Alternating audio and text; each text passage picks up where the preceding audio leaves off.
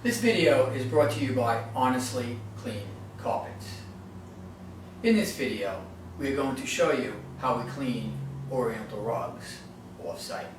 We're not going to spend a lot of time going over the background on the individual carpets we're cleaning. For instance, the country that they were made in, the time or the years that the carpets were constructed, the type of construction, or the fabric in the carpet. But we're going to go through more of a general overview of the different kinds of procedures that we use depending upon the conditions in the carpet. There is no standard or one way to clean an area rug. Depending upon the condition of the area rug, the construction, the type of fabric, the age, and the conditions present in the carpet, we will use very different techniques in these situations. The general principles, though, remain the same. We will use cleaning agents, heat, agitation, and time to clean the area rugs. Area rugs can be cleaned both on-site or brought back to the plant. Purists will tell you that they can only be cleaned back at the plant. The techniques that one uses on off-site cleaning are more thorough, and different kinds of techniques can be used, as we will show you in this video. Studies have shown that 80% of materials that are in carpets can best be removed through either vacuuming or some kind of other process. So I'm going to show you various tools we have here to help remove material from carpets before we wet clean them. Now we're going to use the rug beater, and we're going to beat the carpet. So what we have here is we have the carpet upside down. Okay, so here's the rolled over little piece. We have grates, okay, that are against the floor here, and the concept is that the agitation from the machine agitates the carpets upside down and beats out the grounded dirt that's been there for any number of years. So what we do is we get the machine set up.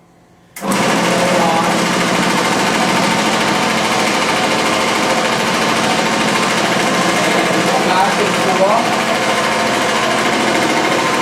and we take out the grounded dirt that's been there for months, years, sometimes even decades.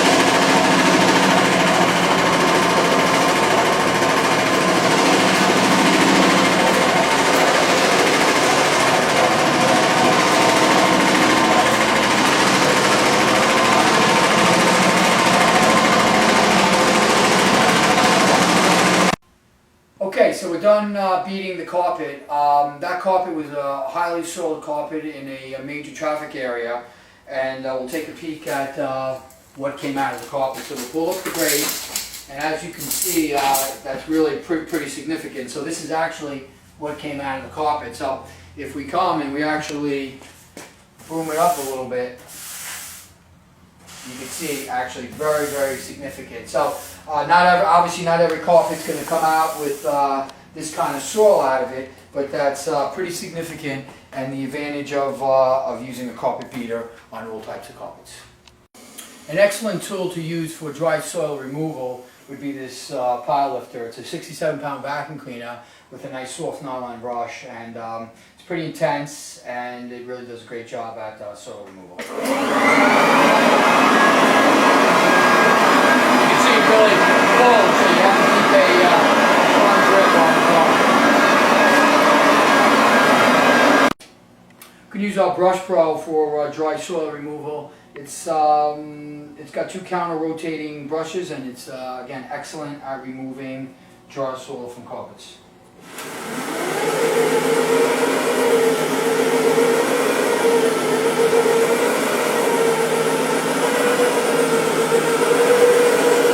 A major concern when cleaning wool carpets is bleeding or dye migration, which is actually the movement of dye from one color of the carpet to another color of the carpet.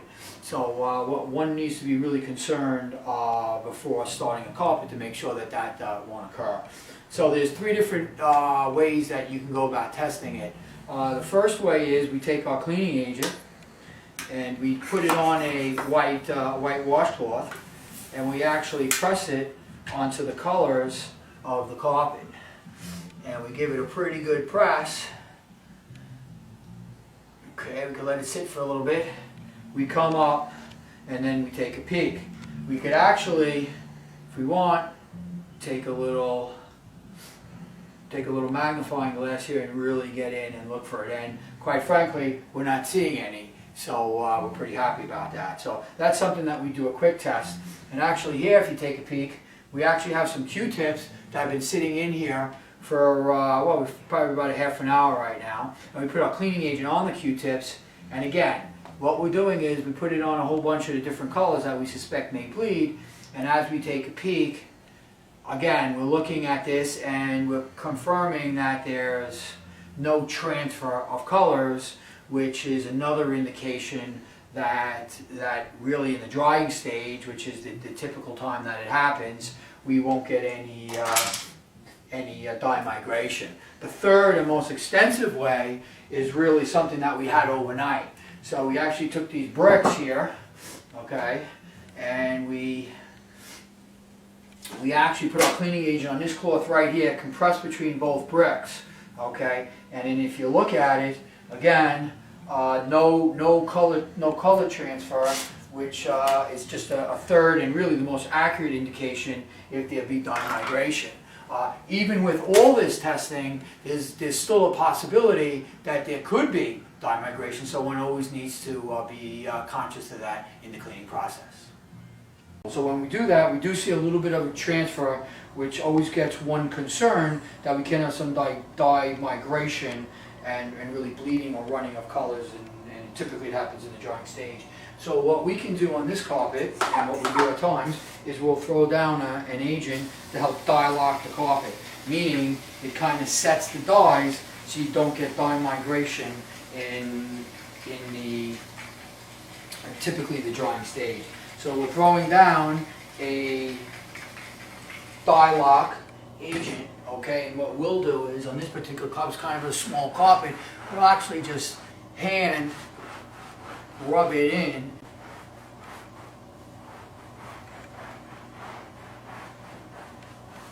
Now we're going to put our cleaning agent on the area rug. Cleaning agents we use are non-toxic, biodegradable, safe for us to use, safe for children, pets, adults to lay on, and that's not an issue. So what we're going to do is we're going to apply the cleaning agent to the whole carpet here, and we'll continue and do this.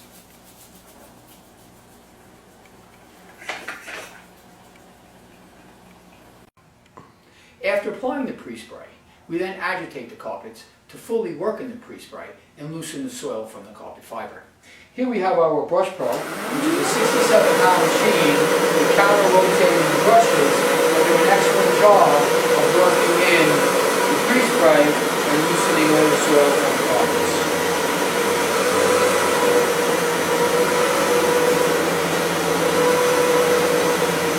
This is a typical kind of extraction that one can use in cleaning carpets wall to wall and also areas.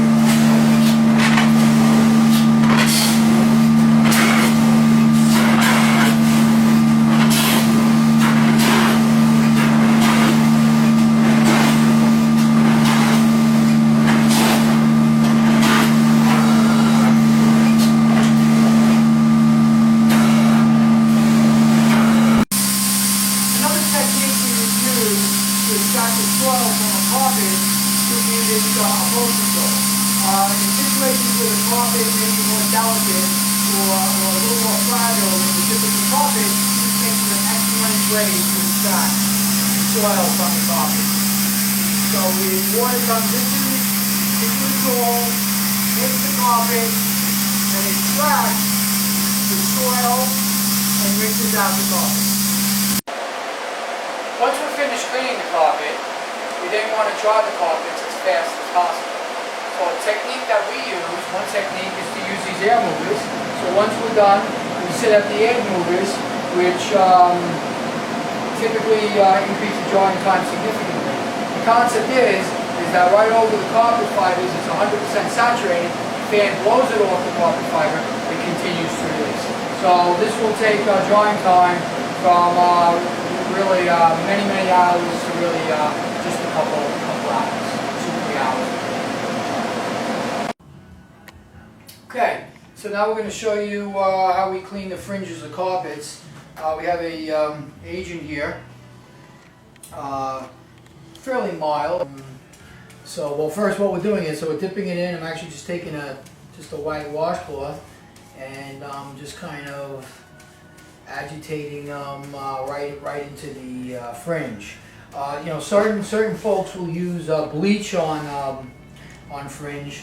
Although bleach will strip out color, I mean, it's kind of harsh and it will definitely disintegrate the fringe. So not really recommended. But in any event, let me continue on and we'll show you the results when we get there. Okay, we're ready to extract the fringe and clean it up. So let's extract it and let's see what it looks like.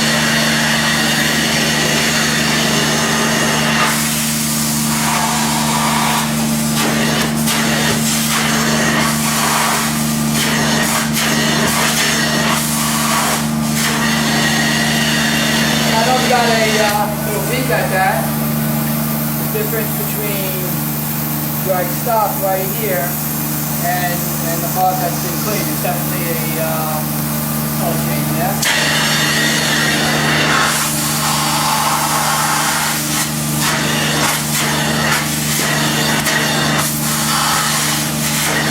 Now we have an area rug with a ton of urine, also some feces on it. Has a pretty good odor. So what we're doing is we have it in our pool here and we're actually literally saturating it with water. So we really have to make sure that we thoroughly saturate it. So we'll thoroughly saturate it and we'll check back and we'll look at the progress that we're having.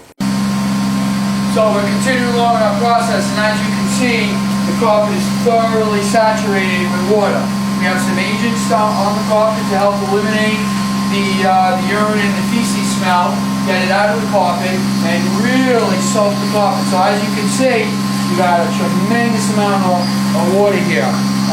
What we then do is we're gonna obviously flush out the water and flush out the water from the carpet, and at that point we'll clean up the carpet. So we'll continue flushing it out. So after flushing out the carpet, you know, with our cleaning agents to remove the urine and feces and the smell, now we're giving the carpet a thorough shampooing.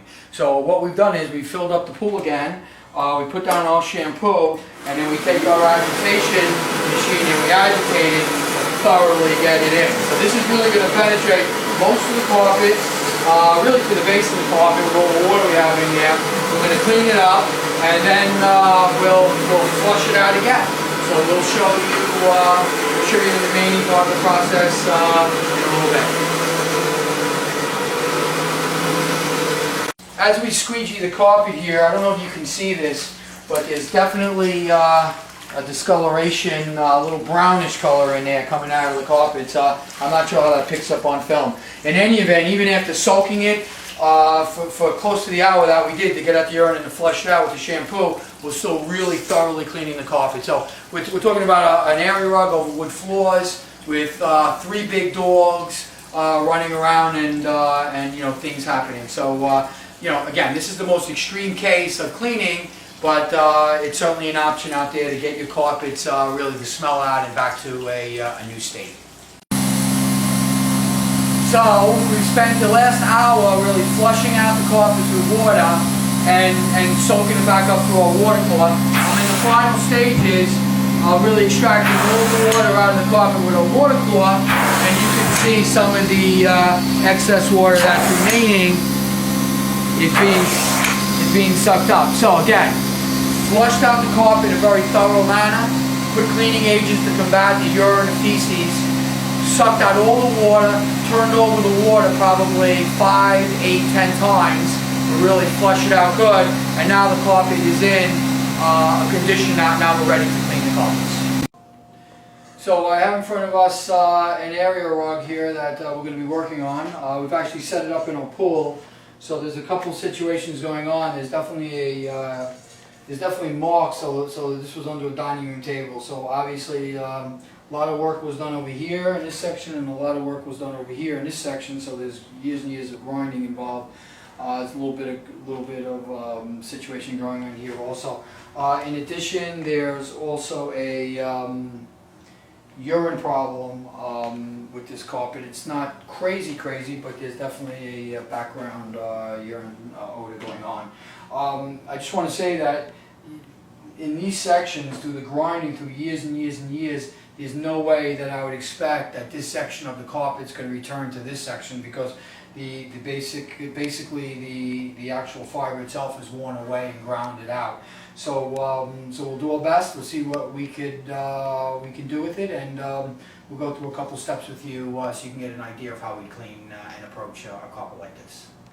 Well, what we're going to first do, we're going to take these worst spots here, and we're going to put on some little bit of a cleaning agent here, and we're going to wet it pretty darn good. And then what we're going to do is we're going to come in and then agitate them a decent amount so that we're actually getting the worst spots of the carpet. So we can use a bunch of different things to agitate. We actually have a soft brush here. It's one thing we can use. Go and we'll really agitate it. And again, there's a lot of stuff here, so there's probably some copper fibers coming off.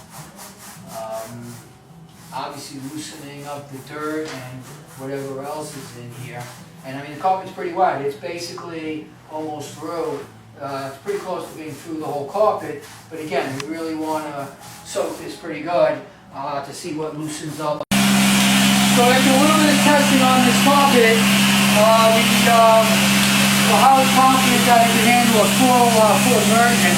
It has a pretty good odor, a urine odor on it.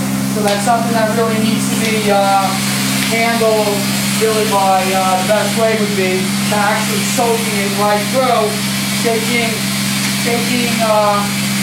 basically the water that's in and sucking that up. So we're going to make sure that we thoroughly soak it, okay, which we're in the process of doing right now in our bowl, okay, and then we're actually going to take the water as the water comes out, and we actually have a little water core in our pool here that actually sucks it out, and something that we'll try it out at the end. So we have our water coming. We'll make sure that we get it right to the end. The urine was really through most of the carpet here, and we'll bring it out and thoroughly, as you can tell, thoroughly saturate the carpet. Okay, and we'll get that urine out. So just going to get that water out and keep it. Thank you for watching this video. I hope you gained some insight in in-plant cleaning of area